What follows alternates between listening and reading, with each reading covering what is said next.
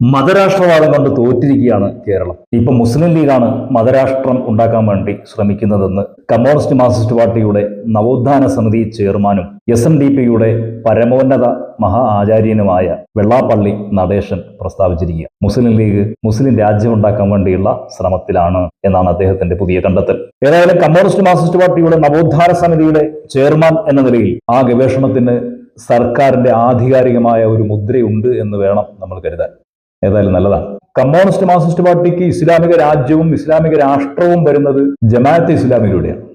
മോഹനൻ സഖാവ് മുതൽ ഗോവിന്ദൻ സഖാവ് വരെ അതിന്റെ ആശങ്കയിൽ ഇങ്ങനെ ഞെട്ടി ഉണരുന്ന രാത്രികൾ പലതുണ്ട് എന്നാണ് പറഞ്ഞു കേട്ടുകൊണ്ടിരിക്കുന്നത്. 20 വർഷത്തിനുള്ളിൽ ഇസ്ലാമിക രാജ്യം വരുമെന്ന് ഭയപ്പെട്ട് ജീവിച്ചൊരു മനുഷ്യനുണ്ടായിരുന്നു കമ്മ്യൂണിസ്റ്റ് മാർക്സിസ്റ്റ് പാർട്ടിയുടെ നേതാവായി VS അച്യുതാനന്ദൻ. അദ്ദേഹവും പല രാത്രികളിലും ഞെട്ടി ഉണർന്നിരുന്നത് ഈ ഇസ്ലാമിക രാഷ്ട്ര ഭീതിയിലാണ് എന്ന് പറഞ്ഞു കേൾക്കുന്നു. ശരിയാണോ എന്നറിയില്ല.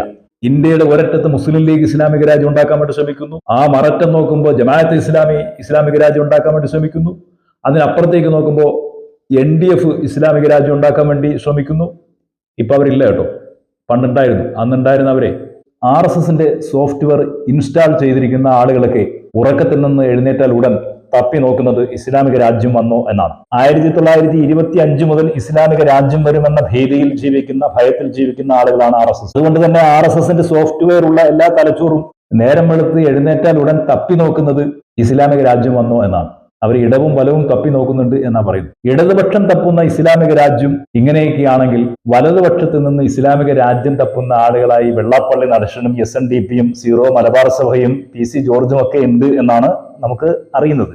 ഇടതുപക്ഷം തപ്പി നോക്കിയിട്ട് ഇസ്ലാമിക രാജ്യം വന്നോ എന്ന് ഭയപ്പെടുന്ന ആളുകൾ ഏറെയുള്ള നാട്ടിൽ RSSകാരന്റെ ഭീതി വളർത്തിക്കൊണ്ട് ഇപ്പൊ CPM വീണ്ടും പുതിയൊരു ആരോപണം കൂടി പറഞ്ഞിരിക്കുകയാണ്. സലാഫികൾ കൂടി ഇസ്ലാമിക രാജ്യവും ഇസ്ലാമിക തീവ്രവാദവും താലിബാൻ മോഡലിൽ കേരളത്തിൽ നടപ്പാക്കാൻ ശ്രമിക്കുന്നു എന്നാണ് പുതിയ വാദം. ഏത് സലാഫികളാണോ, ഖിലാഫിലാണോ, സലഫികളാണോ എന്നുള്ളത് തെളിച്ചു പറയേണ്ടത് CPM ആണ്. നമുക്ക് അത് കാത്തിരിക്കാം. 1925 RSS തുടങ്ങി വെച്ചിട്ടുള്ള ഇസ്ലാമിക രാഷ്ട്രഭീതി ഇന്ന് CPMലും SNDPയിലും സീറോ മലബാർ സഭയിലും എത്തി നിൽക്കുമ്പോൾ RSSന്റെ ട്രോജൻ കുതിരകളായിട്ടുള്ള ഇടതുപക്ഷത്തിന്റെ മഹാസഹയാത്രികനായ വെള്ളാപ്പള്ളി നടേശനും പിണറായി വിജയനും ഒക്കെ ആ RSS ചേരിയിലുണ്ടോ ഇല്ലേ എന്നുള്ളത് പറയേണ്ടത് CPMും SNDPയും ആണ് എന്നാണ് എനിക്ക് തോന്നുന്നത്.